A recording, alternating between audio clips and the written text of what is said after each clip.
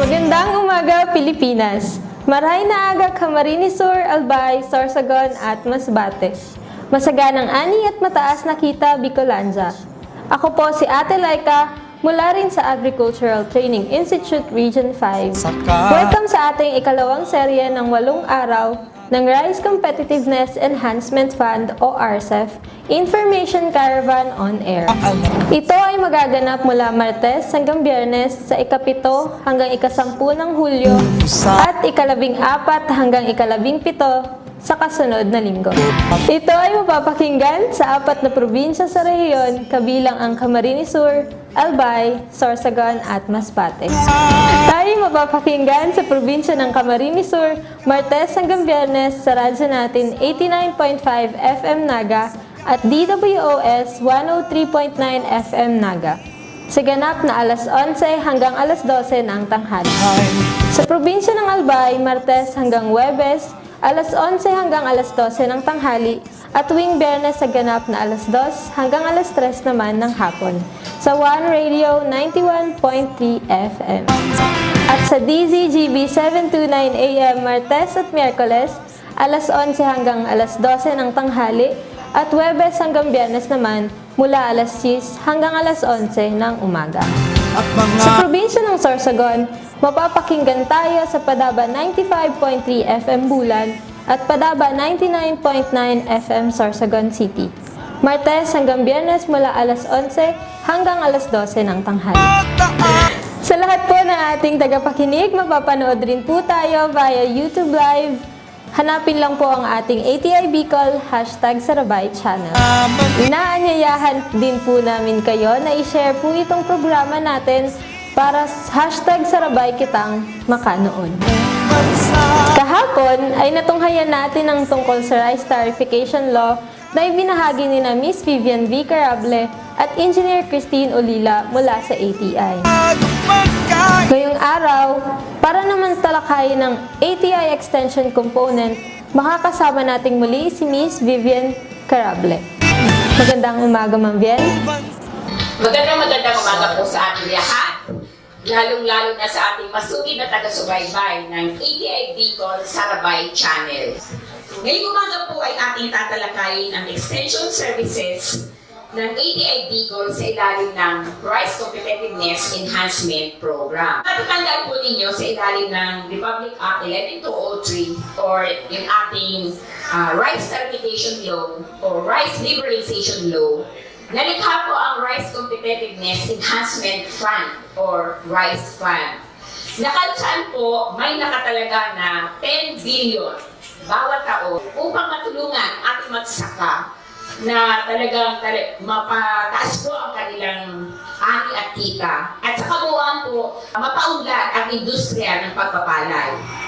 Ang ating pong 10 billion per year na pondo ay nahati po sa ganito paraan. 50% or 5 billion po ay pangangasiwaan ng PhilNet or Philippine Center for Post-Harvest Development and Mechanization or para po sa ating mga farm machinery and equipment.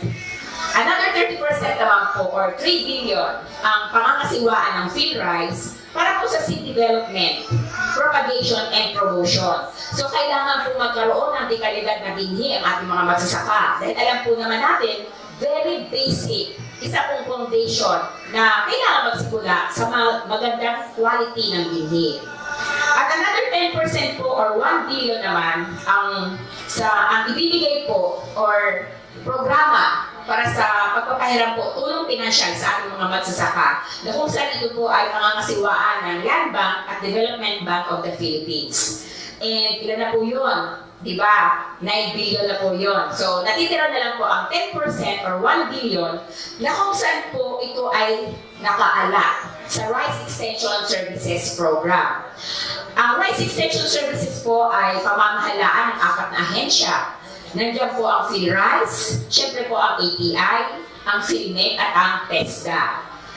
Yung pong 10% na ito or 1 billion, 70% po nun ay para sa programa po ng TESDA and 10% naman po or 100 million bawat ahensya ng ATI, PhilRice and PhilNet para po sa mga programang extension services. So ano po ba yung extension services program sa ilalim ng RCEF? Ano ang layunin nito? Ito po ay naglalayo na talagang mapaigting ang kahusayan ng ating mga magsasaka at iba pa pong rice fund beneficiaries on modernized inbred rice and seed production. At kasama na po dito yung paggamit ng mga makabagong makinarya sa pagpapalay. At kasama rin po dito yung mga kailangang kasanayan para po talagang mapababa natin ang gastusin ng ating magsasaka at mapataas ang kanilang ani. Ano po ba yung mga projects under Extension Services Program?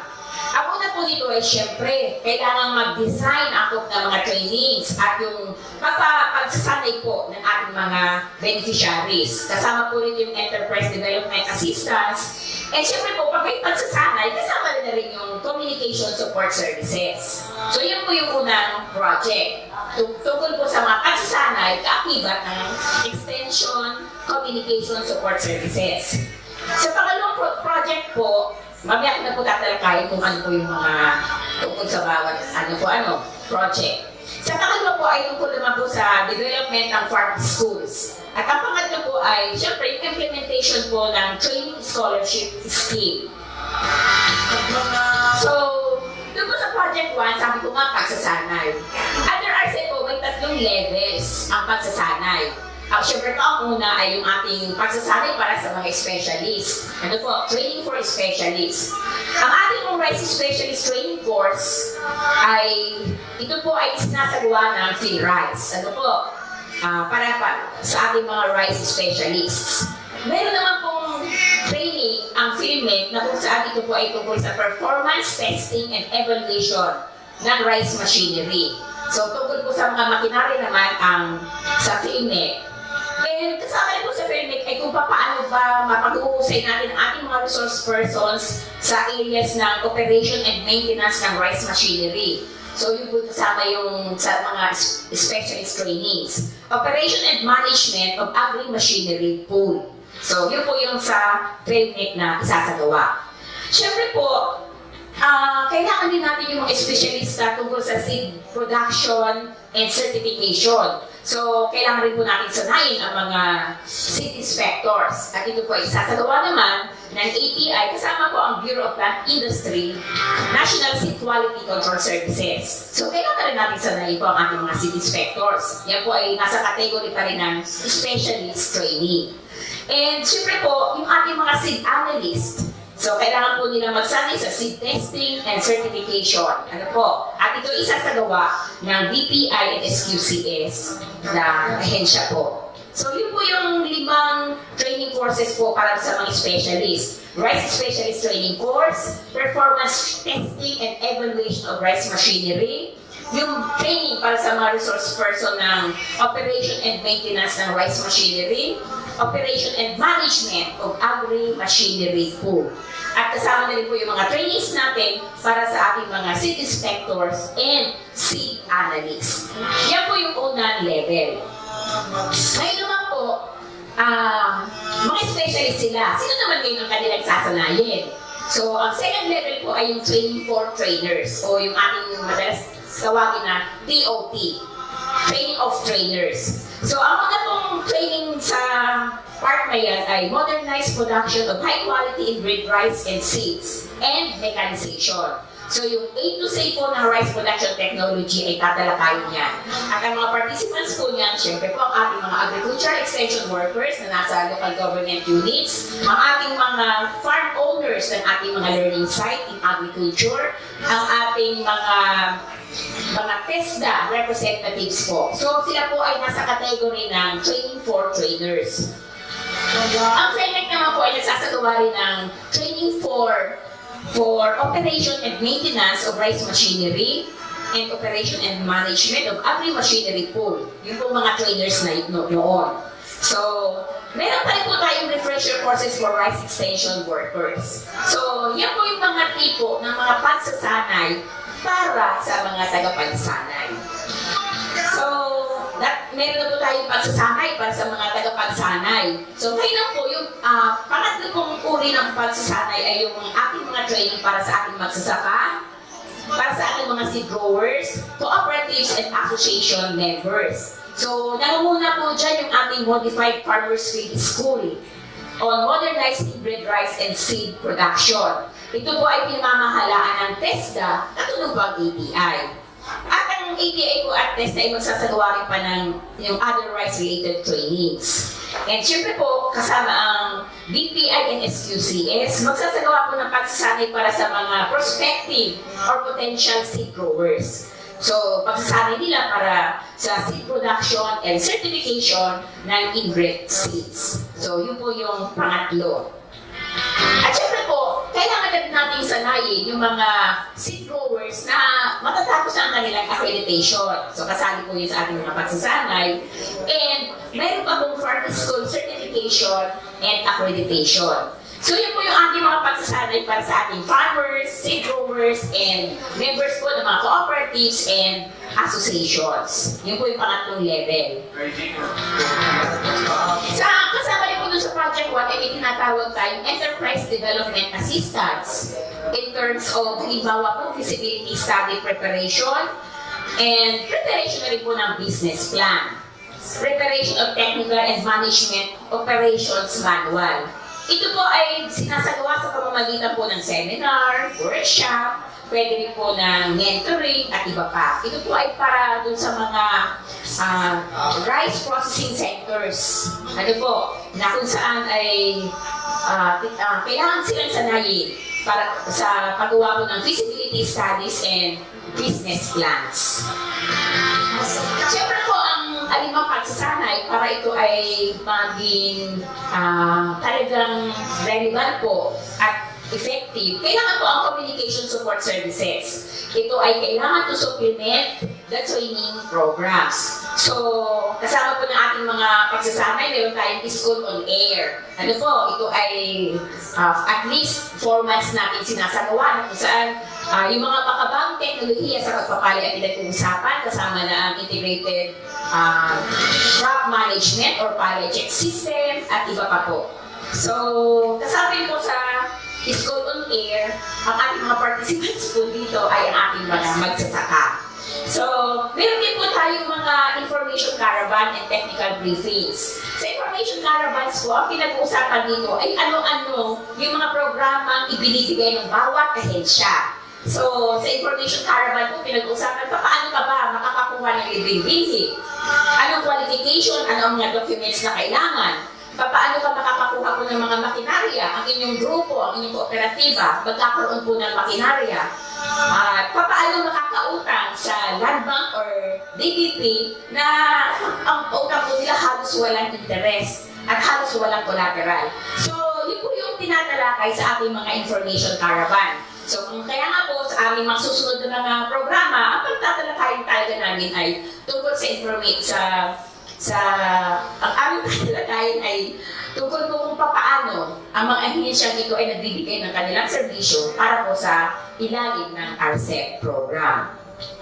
At syempre po, sa ilalim pa rin ng Communication Support Services ay ang aming pamimigay po ng information, education, and communication materials. Yun po. So, ngayon nga po taon, ang target namin ay is around 10,000 copies para po itulong, ipamigay po sa ating mga magsasaka. So, sinabi rin po ng Extension Services, nakapaloob ang second project, ang tungkol po sa farm schools. Ano po itong farm schools na ito? Ito po ay yung mga TESDA, Technology Institutions, or TTI, and other training providers. Halimbawa po yung ating learning site in agriculture na na-accredit po ng TESDA para maging farm schools. So, kasali po dito yung mga sa SUCs, sa LUCs, and then sa Pre-Rice, Pre-Med, at pwede rin po ang sa RFOs. Yun po yung mga farm schools na kung saan po doon natin sasanayin ang ating mga magsasaka. Ano po? So, ano yan? Gusto ko naman pong talakayin yung ano ba yung specific extension programs po ng ATI Bicol ngayong taon. So, for this year po, mayroon po kaming tatlong training of trainers on production of high quality inbred rice and seeds and farm mechanization. So, 3 batches po ito at ito ay gagawin sa September, October, and November. Bakit kanyo sa September, October, and November? Kasi po, we are hoping na sana po na matapos na po yung ating hinaharap na COVID. Ano po, by that time, baka pwede na ang face-to-face training or interaction. Kasi po, di po ba, pag technology ang pinag-usapan, kailangan talaga face-to-face. So, kaya po yun ay naka-schedule po sa later part of the year. Na, kung hindi man po, kung hindi pa rin, kami po ay magkakaroon ng 10 participants po bawat training. So yung aming 30 participants po, gagawin namin yan ng 3 batches. Para po ang aming pagsasanay ay magkaroon na po ng 10 participants per batch. Ano po? So ang gagawin po namin yan ay blended training. Ibig sabihin po, hindi lamang online training, kung hindi lamang yung may hands-on, at may face-to-face na minimal, kung hindi po, mas marami ang online training. So, distant learning po ang mangyayari. Sabi ko nga po, 10 to 15 participants in one session. So, meron din po kami gagawin na 8 batches ng Info Caravan on Air. So, dati po ang information caravan natin, 200 ang participants, tapos face-to-face. Ngayon po ito po ay gagawin na natin Info Caravan on Air. So, sabay-sabay po tayo makikinig sa radio. Ano po? Ito ay true radio broadcast in each province. So, may 4 po tayong probinsya na kasama dito. Siyempre, Kamsur, Albay, Sorsogon, and Masbate. Na kung saan, dito po natin gagawin ang ating Information Caravan on Air. Ano po ba yung Information Caravan on Air? Ang mga tinatalakay po dito ay yung mga programa po ng mga ahensya sa ilalim ng RCEF. Halimbawa po, paano ba magkakaroon ng libreng binhi? Anong qualification? Anong kailangan? Anong dokumento ang kailangan? Paano ba ang aming grupo o grupo ng magsasaka magkakaroon ng iba't ibang makinarya sa pagsasaka na libre? Paano ba makakapangutang sa Land Bank or sa Development Bank of the Philippines na halos walang porsyento at halos walang collateral? So yan po yung mga tulong financial under the RCEF program. So yan po ang mga tinatalakay pag nagsasagawa po tayo ng Information Caravan on Air. So sabi ko nga po, yan ay gagawin natin sa 4 na probinsya. Ano po? Meron din po kaming learning site in agriculture na kung saan may 2 establishment at 3 enhancement. So, nagsasagawa po kami ng learning site in agriculture para po ito ay ma-accredit or ma-certify bilang farm school ng TESDA. Dito po sa ating mga learning site in agriculture, dito po mag-aaral under scholarship program ang ating mga magsasaka ng Modified Farmers Field School. Ano po? So, hindi na po ito kapareho nung dati nating 16 meetings. Kung hindi po ito ay 10 lang ang participants sa isang session, pero po maghapon. At baka po, hindi pa po final, baka po 6 meetings na lang. Hindi po katulad ng dati 16 meetings, kalahating araw. Ngayon po, whole day, pero 6 meetings na lang. At sa ating pong Modified Farmers Field School, under scholarship program po ang ating mga participants. Ibig sabihin, may marireceive po silang maliit lang naman na training support fund. So, kasabay din po dito ang ating isa pa nating activity ay School on Air. Na ito po ay mangyayari sa July to December, na kung saan po kami ay nag-imbita na sana magkaroon kami ng 500 participants. Wala naman na po itong problema dahil sabay-sabay lang naman tayo makikinig sa pamamagitan po ng radio broadcast. Ano po? At syempre po, yung may maswerte na may naka-online, ito po ay pwedeng may karoon ng FB Live. Ano po?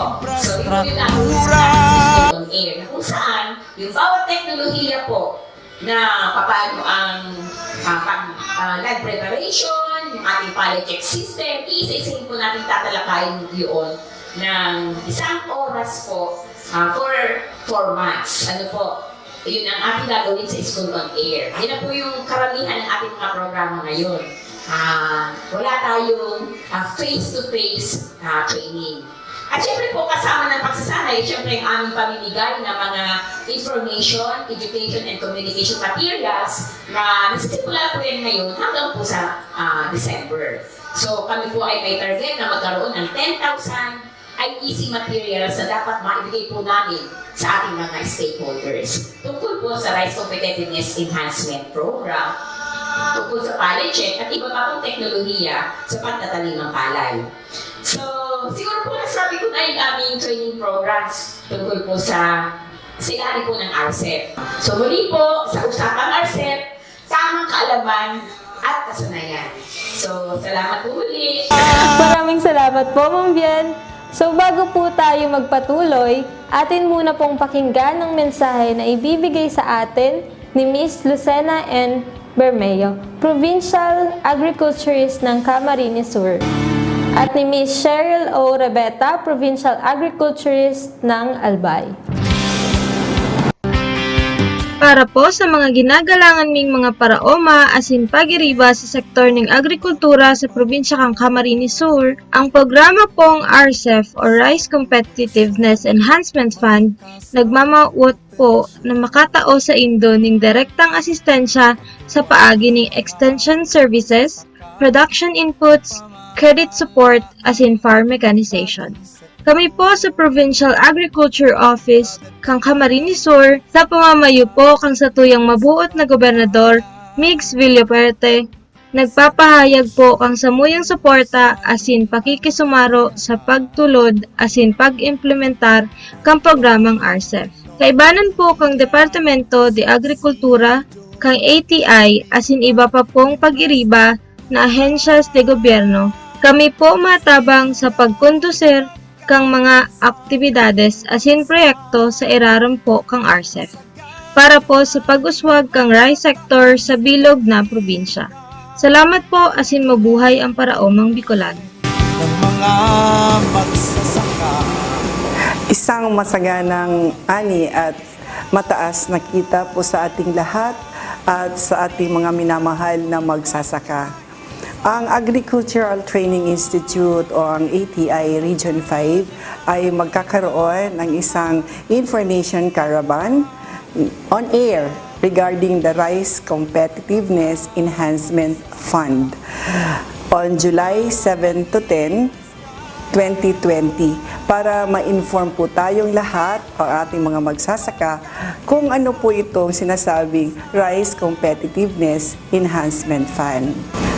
Sa lahat po, nagpapasalamat po kami, lalo na sa ating mahal na Pangulo, si President Duterte, si Senator Villar, at saka si Secretary Dar. Dahil po sa Rice Tarification Law, ito po ay napag-create ng Rice Competitiveness Enhancement Fund kung saan po lahat ng taxes or tariff ng mga imported na bigas ay dun po natin ilalagay sa RCEF.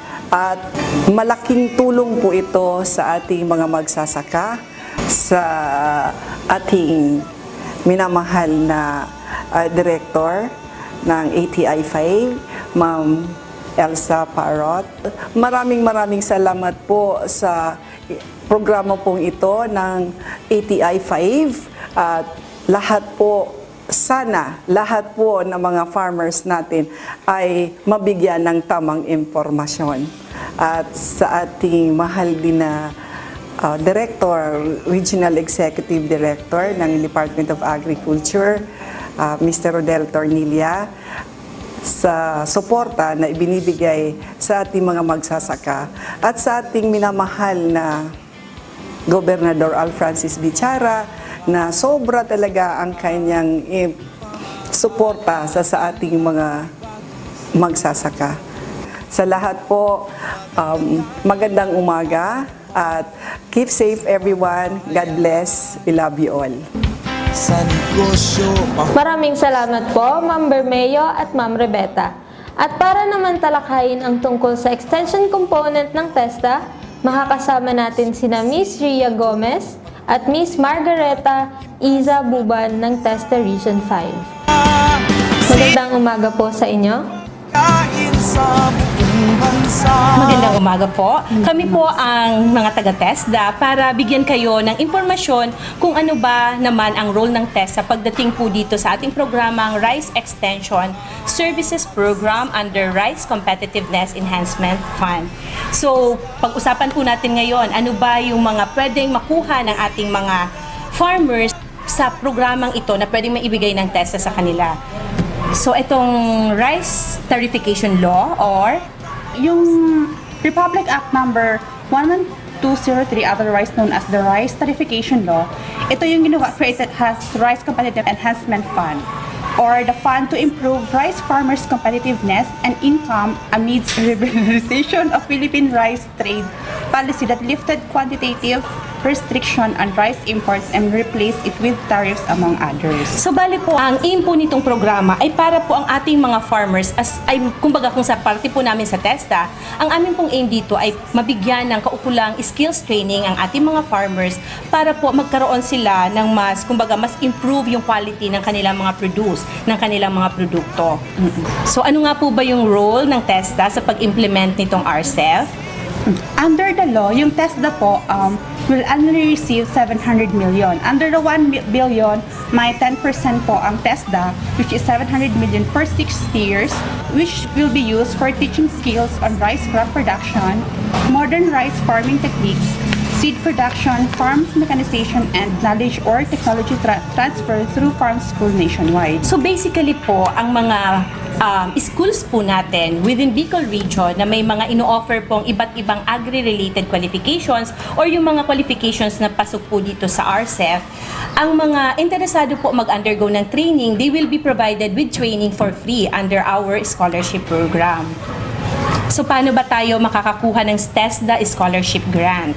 Under the IRR, TESDA shall also recognize accredited the training modules developed under the program for its trainees to be eligible for TESDA scholarship grant, provided that the percentage allocation be reviewed on the third year of effectivity of this act for possible revision should intervention priorities change.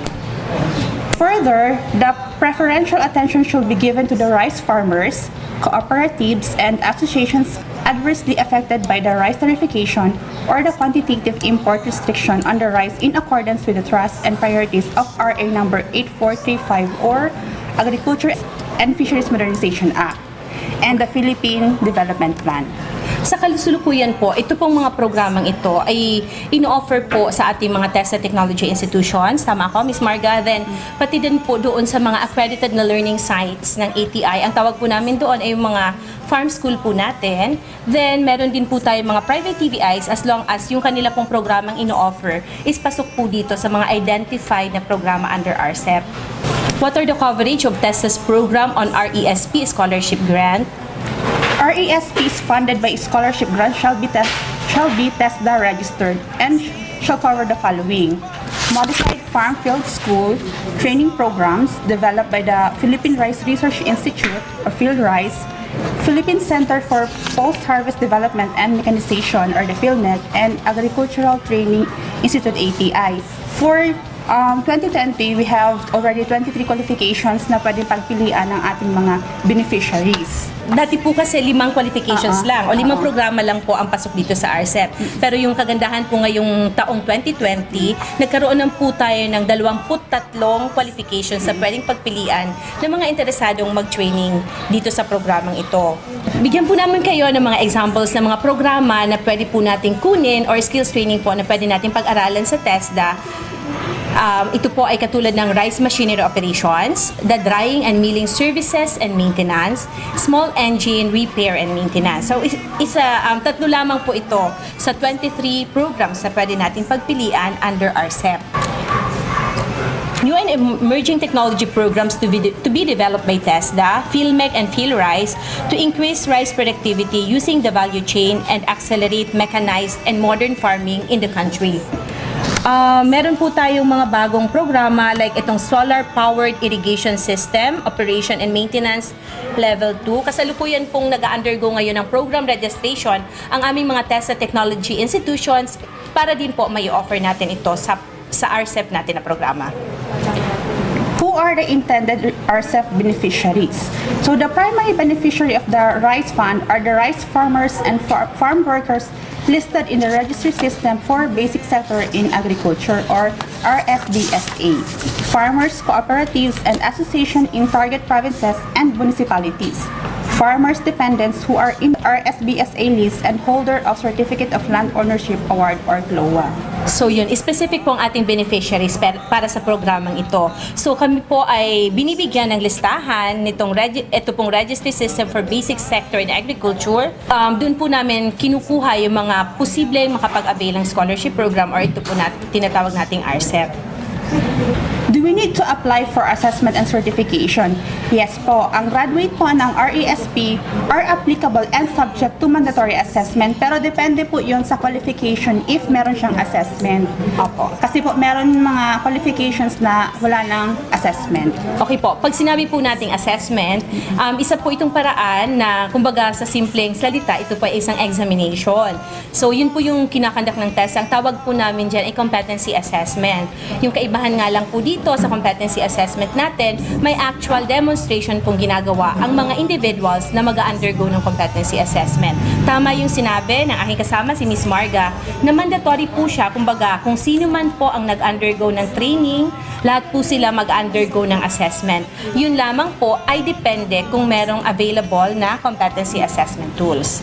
So for 2020 po, meron tayong apat na probinsya. Apat na probinsya sa Bicol Region. Noong 2019 po, meron nang na-approve na scholarship sa Albay, Masbate at Sorsogon. So ngayon pong taon, may balanse pa po ang TESDA na 45 million na gagawan din po ng mga qualifications under sa RESP po. Sa kasalukuyan po, meron na pong naibigay, kumbaga meron na pong na-identify na qualifications ng Albay na kanilang i-offer under RCEF. So, kasama po dyan ang Electrical Installation and Maintenance NC2, Farmers Field School, Rice Machinery Operation NC2, Service Motorcycle Small Engine Servicing NC2 leading to MSES NC2, and Shielded Metal Arc Welding NC1. Okay po, so for the province of Albay po, meron silang total na scholarship slots na 694. For the province of Masbate, with 799 naman po na scholarship slots. Farmers Field School on production of high-quality inbreed rice and seed certification and farm mechanization. 100 slots for operating rice crop, care machinery and equipment, leading to rice machinery operation NC2. 100 slots for operating rice crop, establishment machinery and equipment, leading to rice machinery operation NC2. 25 slots for operating rice drying and machinery and equipment, leading to rice machinery operation NC2 din po siya. 100 slots for operating rice harvesting and threshing machinery and equipment, leading to rice machinery operation NC2. 100 slots for operating rice land preparation machinery and equipment, leading to rice machinery operation NC2, and 24 slots operating rice mill machinery and equipment, leading to rice machinery operation NC2. So yun po, meron pong total na 799 scholarship slots na nag-aantay po para sa mga interesado mag-training sa probinsya po ng Masbate. At sa probinsya ng Sorsogon, sa province of Sorsogon, may 175 electrical installation and maintenance NC2, 50 slots for PV system installation NC2, 25 slots for service motorcycle small engine system leading to MSES NC2, 50 slots for shielded metal arc welding NC1, and 201 slots for solar powered irrigation system operation and maintenance NC2. so sa kabuuan naman po, ang Sorsogon ay meron po silang 501 scholarship allocation. Ang kagandahan po dito sa scholarship program na ito, kumbaga po ano po ba yung mga pwedeng benefits na makuha ng ating mga scholars? Siyempre po, libre ang training, libre ang assessment or yung competency assessment. Then, meron pa po silang daily allowance na 160 peso. Apo, 160 pesos per day. At bukod po dyan, may karagdagan po tayong 500 pesos na Allowance for PPE and internet allowance po. Apo, additional 500 pesos na allowance for internet connectivity. Kumbaga, tinitingnan kasi natin dito na since may mga konti tayong pagbabago when it comes to delivery po ng mga programa ng TESDA, mga skills training ng TESDA, kailangan din pong i-respond natin kung ano ba yung mga posible pang pangangailangan ng mga kabataan. Sa mga magtatanong naman po kung ano nga, paano na ba i-implement ang programang ito? Pwede po nating i-implement pa din ang programa ng face-to-face. O ibig sabihin po, kailangan pumunta, in-campus po siya. Kumbaga, kailangan pumunta sa kung saan man pong ino-offer na school ang programa. Or pwede naman po siyang online. Tinitingnan po natin ang posibilidad na i-offer po ang programa ng online. Or pwede po siyang blended kung saan po this will be a combination of face-to-face training and online training. Titingnan po natin kung paano natin ito i-implement. Pinag-aaralan pa naman po natin sa TESDA kung paano bang paraan i-implement ang mga programang nabanggit namin kanina. So kung ano ba yung mas madali, mas safe sa ating mga magiging trainees, dun po tayo. So, kung may mga magtatanong naman po, halimbawa po ba kami ma'am ay nakapag-training na po ba kami dati? Posible pa ba kami makapag-training ulit ngayong taon? Pwede pa po. Pwede po ang multiple availment basta po hindi po overlapping yung schedule nyo. Kailangan nyo po muna tapusin ng isang training bago kayo pumunta sa panibagong training naman po. Miss Marga, may magtatanong, interesado po kami to enroll. Pwede na ba silang mag-enroll dito sa mga qualifications na ito ngayon? Sa ngayon po, wala pang approve, pero pwede po kayo pumunta sa pinakamalapit na provincial office para po magpalista. Pero po, siguraduhin po muna ninyo na nakalista po kayo sa RSBSA list. Kasi po, yun po ang programa ito, kailangan po ang beneficiaries are nasa RSBSA list po.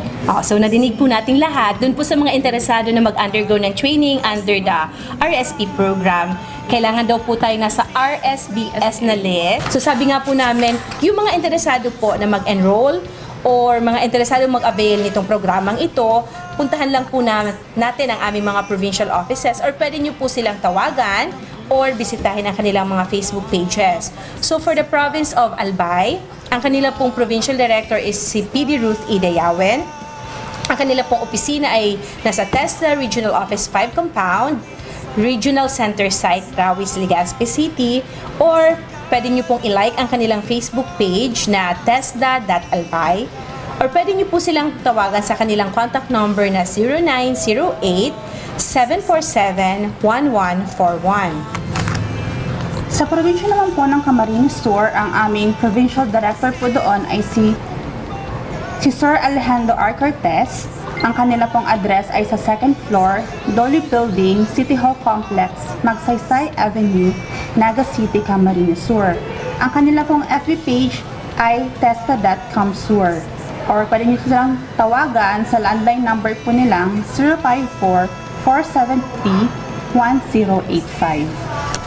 Para naman po sa province of Masbate, ang kanila pong acting provincial director po ay si Arcangel T. Rodriguez.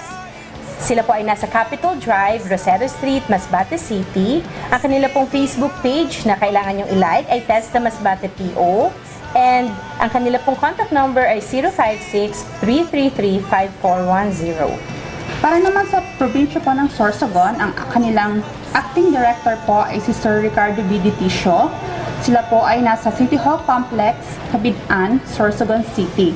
At ang kanila pong Facebook page ay testa.sorsogon.5. At para po sa kanilang contact number ay 097-781-53389. So yun po. Yun po yung mga contact persons at contact numbers and addresses na pwede nyo pong puntahan, Facebook pages na pwede nyong bisitahin or i-like, and contact numbers na pwede nyong tawagan para po kayo po ay mabigyan ng mga additional information, masagot po ang inyong mga katanungan, at mabigay po ang serbisyo na inyo pong kailangan. Muli po, maraming salamat po. Kami po sa TESDA ay laging handang tumulong sa inyo sa anumang pong paraan na amin po makakaya, at welcome po kayo na kumbaga mag-undergo ng training po. At maranasan po ninyong mag-training sa TESDA para po, kumbaga, matulungan po kayo. Maraming salamat po at inaasahan po namin dumalaw kayo sa aming mga probinsya po, provincial offices po. Salamat po. Maraming salamat. Maraming salamat po. At para naman talakayin ang RSBSA, makakasama natin si Miss Irene Braun ng Department of Agriculture. Magandang umaga po, Ma'am Irene. Diyos Marina daw po sa Tuyaga Boss. Ako po si Irene B. Braun from Department of Agriculture Regional Field Office Number 5 from the Planning, Monitoring and Evaluation Division or PMED. At i-discuss ko po sa inyo ngayon yung ating guidelines, protocols, as well as the enrollment form na gagamitin sa pag-update po natin ng Registry System for Basic Sectors in Agriculture or RSBSA through the National Farmers and Fisher Folk Information System or NFFIS. Para po sa impormasyon ng lahat, ang Registry System for Basic Sectors in Agriculture or RSBSA ay electronic compilation or database po ng ating mga farmers, farm laborers, and fisher folk na target beneficiaries po ng DA and its attached agencies. Kasama na po dyan ang Agricultural Training Institute or ATI, Land Bank of the Philippines, PhilRice, and PhilMec na siyang mga pangunahing ahensya ng gobyerno dito po sa Rice Competitiveness Enhancement Fund or RCEF. Nasabi ko po kanina na yung updating natin ay through the National Farmers Information System or NFFIS. Ang NFFIS po ay yung ginagamit nating web-based application or platform para po sa pag-update ng RSBSA. Kung saan kami sa Department of Agriculture, once na-receive namin yung application ninyo, na-validate namin, dito namin i-encode yung profile po ninyo na dapat naming i-share sa ating mga attached agencies katulad po ng ATI, PhilMec, PhilRice, and TESDA na nangungunang mga ahensya ng gobyerno dito po sa RCEF. So, konting background lang po kung bakit nagkakaroon po tayo ng updating of the Registry System for Basic Sectors in Agriculture or RSBSA. Nasabi ko na po kanina ng RSBSA electronic compilation or database ng profiles po ng ating target beneficiaries sa DA and its attached agencies.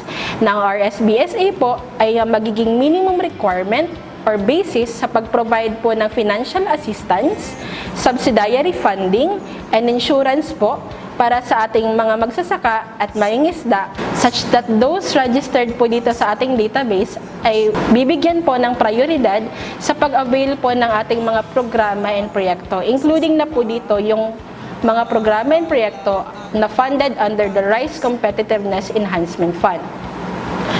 So, ang RSBSA po talaga ay isinagawa last 2013 na pinondohan po ng Department of Budget and Management sa pakikipag-ugnayan po sa National Statistics Office or NSO na ngayon po ay Philippine Statistics Authority. So, some of the issues and concerns encountered during the updating po ay una, hindi daw po lahat ng farmers and fisher folk and farm laborers ay na-include sa listahan o nakabilang sa survey. Pangalawa, some na nakasama daw po sa listahan ay hindi po legitimate na mga basic sectors in agriculture o mga sinasabi natin mga farmers, laborers, at fisher folk. Meron rin po nagsabi na yung ibang mga nakasama na po sa listahan ay sumakabilang buhay na. Kaya po ngayon, nagkakaroon po tayo ng updating of the Registry System for Basic Sectors in Agriculture or RSBSA. So ano po yung mga legal na basihan bakit tayo nagkakaroon ng updating of the RSBSA? Sa pagpapatupad po ng Republic Act No. 11203 or the Rice Certification Law, kung saan nakasaad po doon sa implementing rules and regulations, specifically Section 14, that the beneficiaries of the Rice Fund or the Rice Competitiveness Enhancement Fund shall be those farmers and farm workers and their dependents listed po dito sa RSBSAs and rice cooperatives and associations accredited by the Department of Agriculture. Pero paunawa lamang po na though accredited ng Department of Agriculture ang ilang kooperatiba or mga associations, dapat po yung mga individual members or officers po ng isang association ay dapat listed po or registered sa RSBSA. Nasabi rin po sa nasabing Republic Act na itong database na pong ito or the RSBSA ay dapat i-share po namin ng Department of Agriculture sa mga identified implementing agencies po ng RCEF. Kasama na po dito yung PhilRice, PhilMec, TESDA, ATI, ACPC, LBP, DBP, PCIC, and other ahensya para sa pangangailangan rin po nila. Isa rin po sa legal na basihan para po sa updating ng RSBSA natin ay yung sinasabing Section 2 ng RA 9231 or otherwise known as the Special Protection of Children Against Child Abuse, Exploitation, and Discrimination Act, kung saan nakalagay na dapat yung mga batang below 18 years old, ang edad, ay hindi dapat po employed. Kaya meron po tayong minimum age requirement na nire-require po dito sa RSBSA. So, sino-sino lamang po ang pwedeng magpa-register under RSBSA? Una, dapat sila ay Filipino citizen. Hindi po pwede ang banyaga dito. Number 2, dapat po must be at least 18 years old at the time of registration, consistent po sa nasabi nating batas or the RA 9231. So, hindi po pwede dito yung 17 years old pababa. And dapat po, yung nagpapa-register ay legitimate na farmer, farm laborer, or fisher folk na sinasabi nating basic sectors in agriculture or target beneficiaries po ng DA and its attached agencies. Konting polisiya at guidelines lamang po. Ang pag-register po sa RSBSA ay voluntary lamang po. However, dapat po nating i-emphasize na ito po yung magiging minimum requirement sa pag-avail ng ating mga programa and proyekto under the Department of Agriculture in its attached agencies. Ngayon po, kanino po dapat tayo mag-submit ng ating mga application form? So dapat, ang mga farmer, farm laborer, and fisher folk shall submit their application to the City or Municipal Agriculture Office o yung tinatawag nating CAO or MAO having jurisdiction over the place of permanent residence. Kung saan po kayo dapat nakatira, dun dapat kayo mag-submit ng inyong RSBSA enrollment form. Together with the attached documentary requirements na i-discuss po natin mamaya. So all registration shall be subject for validation by securing that the registration forms, ito po, registration form, are duly signed ni na barangay chairman, the CAO or Municipal Agriculture Officer, and yung sinasabi nating City or Municipal Agriculture and Fishery Council chairperson sa lugar po ninyo. So, dapat po, permado po nila yung application form po ninyo. However, the Department of Agriculture reserves the right to conduct a third-party validation to preserve the integrity of our database. Ito pong database na po natin, nasabi ko na kanina, na yun naging magiging basihan natin sa pag-implement ng ating mga programa and proyekto. Now, to preserve the integrity of database, magkakaroon po ang DA or DA has the right to have a third-party validation to remain the integrity of our database. So, konting polisiya lamang po ulit that the City or Municipal Agriculture Officer shall not deny for registration to any individual who meets the minimum eligibility requirement specified in Section 14. Isa pa rin po sa mga polisiya natin that the only authorized personnel shall receive and process registration to the RSBSA. So yung mga applications po natin na sinubmit through unauthorized personnel shall be deemed invalid. Bakit po? Kasi dapat pag nag-submit po tayo ng RSBSA doon sa City or Municipal Agriculture Office, kailangan po ng perma nila. Other than sa perma po nila, sila po ang naglalagay po dito ng control number such that one farmer represents one reference control number. So, dapat po, isubmit lang po natin ang application sa mga City or Municipal Agriculture Office na sila man po ang nagpo-forward ng application sa Provincial Agriculture Office or PAO or sinasabi nating Office of the Provincial Agriculturist or OPAG. Paunawa lamang po na dapat walang fees na dapat i-collect during that registration. Ang RSBSA updating po natin, ang form na ginagamit ay libre lamang po. So, paano po mag-register sa RSBSA? Nasabi ko na po kanina na dapat po mag-fill out po tayo nito. Daan at kita RSBSA enrollment form. So, paano po tayo mag-register dito sa RSBSA? Nasabi ko po kanina na dapat po mag-fill out po tayo nito. Daan at kita RSBSA enrollment form. Sa form po ito, kailangan po ninyong ilagay ang una, personal information po ninyo, ang inyong pangalan, address, civil status po, ang inyong religion, at kung kayo po ay head ng household. Nangangailangan rin po kami dito ng impormasyon tungkol sa highest formal education na natin po ninyo. Kung kayo po ba ay PWD, FARPIS beneficiary, member po ng indigenous group, or member po kayo ng Farmers Association or cooperative. Kayo po ba ay head ng household? At kung ilan po kayo sa inyong household? Pangalawa po, sa farm profile. Dito po kailangan po natin ng profile ng sinasakan yung lupa or kung ano yung profile po ninyo as basic sector in agriculture. Kung kayo po ba ay farmer or farm laborer o kaya ay fisher folk. Kung kayo po ay farmer, kailangan po ninyo i-specify po dito sa form kung ano po yung crops or commodity na kinocultivate po ninyo or poultry or livestock animal na inaalagaan po natin. Kailangan po natin i-specify kasi nasabi ko po kanina, gagamitin po ito ng Department of Agriculture including its banner programs. Kung farm worker or laborer, kailangan po natin i-specify kung ano yung ginagawa po ninyo as farm laborer or as farm laborer. Kung kayo po ba ay involved sa pag-prepare ng land, sa planting o transplanting, cultivation, o sa pag-ani. Kung kayo naman po ay fisher folk, kailangan po nating i-specify ang type of fishing activity na ginagawa po ninyo. Kung kayo po ay involved sa fish capture, sa aquaculture, sa gleaning o halimbawa yung pagtatalaba, kung kayo po ay involved sa fish processing or pagpaproseso ng ating mga isda, at fish vending or pagtitinda ng mga isda. Dito po kailangan nating i-specify pa rin kung yung ano po ay yung gross annual income or kita po natin last year. Dito po naka-specify kung ilan for farming and non-farming activities po natin. Sa likod po ng form, ito po yung pinaka-importante, especially kung dito po sa farm profile ay nag-check po kayo kung kayo ay farmer. Dito po sa likod, tinatanong po kung ilan po yung parsela ng lupa na dapat i-cultivate natin, na dapat i-profile na rin po natin dito. Dito po, tinatanong rin po kung kayo ay Agrarian Reform Beneficiary or ARB member.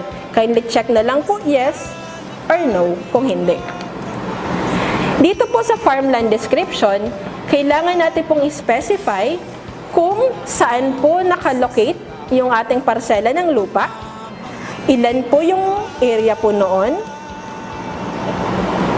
at kung kayo po ba ay registered owner, tenant, lessee, others such as tagapagmana.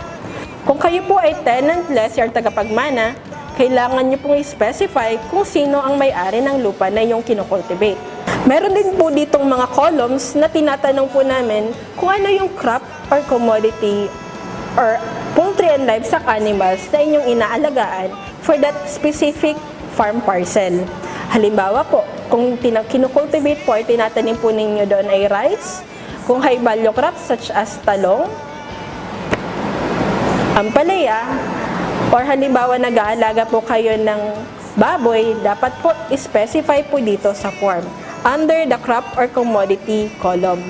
Dito po tinatanong rin kung ilang hektarya ng particular na crop or commodity ang kinasasaka ninyo or kaya ilang heads ng poultry or livestock animal na inaalagaan po ninyo. Further, tinatanong rin po namin dito kung anong type ng farm na kinocultivate po ninyo. Such as, iyon po ba ay irrigated, o kaya rain-fed upland, o kaya ay rain-fed lowland. Kung kayo, tinatanong rin po namin dito kung kayo po ay nagpa-practice ng organic agriculture sa iyong lupang sinasaka. Once ma-fill out po yung farmland description dito, kung kayo ay magsasaka, dapat po mag-attach po tayo ng mga suggested ownership document na nakaspecify po dito sa form. Some of the suggested ownership documents na kailangan nating i-attach ay unang-una, Certificate of Land Transfer or CLT, Emancipation Patent, Individual Certificate of Land Ownership Award o sinasabi nating CLOA, Collective CLOA, Co-ownership CLOA, Agricultural Sales Patent, Homestead Patent, Free Patent, Certificate of Title o yung sinasabi nating regular na titulo, Certification of Ancestral Domain, Certification of Ancestral Land Titles, Tax Declaration, and Field Appraisal Survey. Itong mga sinasabi kong suggested ownership documents ay kailangan po nating attach dito sa form na finilapan po natin. Ngayon po, kung ang sinasabing mga ownership documents ay hindi po nakapangalan po sa inyo, kailangan niyo po mag-attach ng barangay certification galing po sa barangay chairman kung saan located ang inyong lupa. Dapat po nakaspecify po doon na kayo ay tenant, lessee or tagapagmana. Nakalagay rin po ang pangalan ng nagmamay-ari ng lupa, kung ilang hektarya at kung saan specifically located yung lupain na yon. Dapat po ay permado ng barangay chairman. Ngayon po, pag naka-attach na po natin yung sinasabi nating ownership documents as well as barangay certification kung nangangailangan, dapat po isulat natin ang ating pangalan, magperma po tayo, at kung hindi naman po marunong magperma, meron tayong nakalaan na column kung saan po pwede nating ilagay ang ating thumb mark.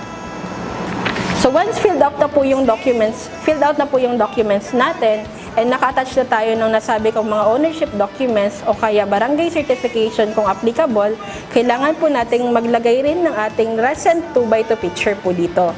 Recent, dapat po within 6 months po ang kuha ng ating retrato. Ngayon po, kung okay ng ating form, the 2x2 picture as well as yung suggested ownership document o kaya barangay certification, kailangan po nating magpaperma sa ating barangay kapitan. Pag napermahan na po ito, dapat po nating isubmit itong mga forms as well as the attachment sa ating city or municipal agriculture officer kung saan tayo nakatira para po permahan po nila at ng CAFC or MAFC chairperson sa lugar na iyon para po sa kanilang perma. Ngayon po, sila na po ang magdadala ng application form po ninyo and other documentary requirements sa Office of the Provincial Agriculturist for validation. And sila na po, ang OPAG, ang magsasubmit po ng application po ninyo dito po sa aming opisina sa Department of Agriculture para po sa encoding dun sa National Farmers and Fisherfolk Information System or NFFIS.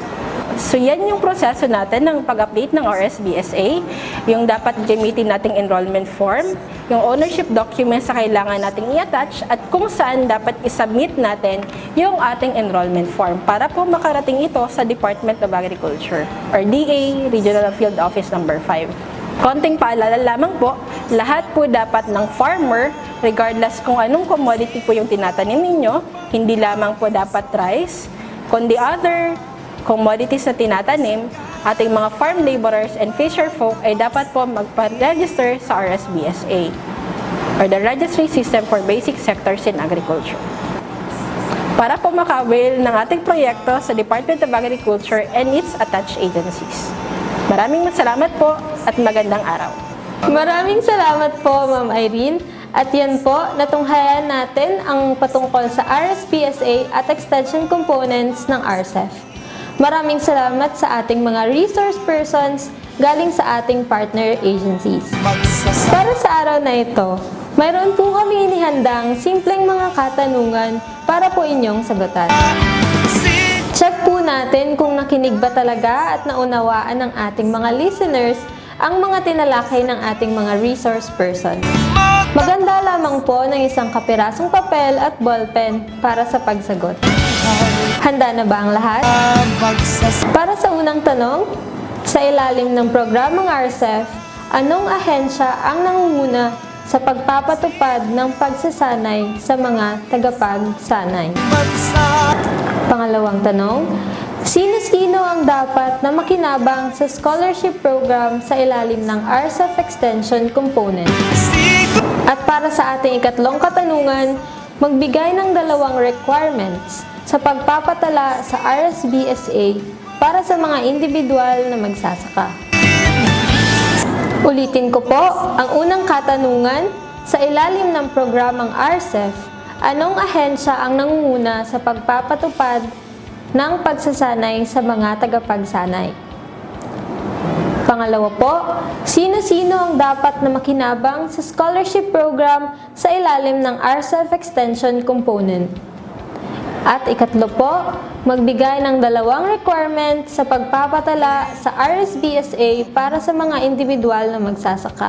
Bali, ang mga sagot po ninyo sa araw-araw ng mga katanungan ay inyong ipapasa sa Biyernes, July 10 sa mga nakikinig sa unang linggo at July 17 naman po sa mga nakikinig sa pangalawang linggo sa inyong mga respective Municipal Agriculture Office.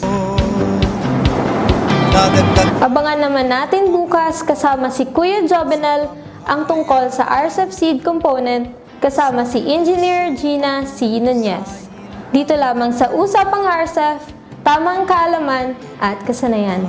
Muli, ako po si Ate Laika at maraming salamat sa inyong pagsubaybay. Magandang umaga.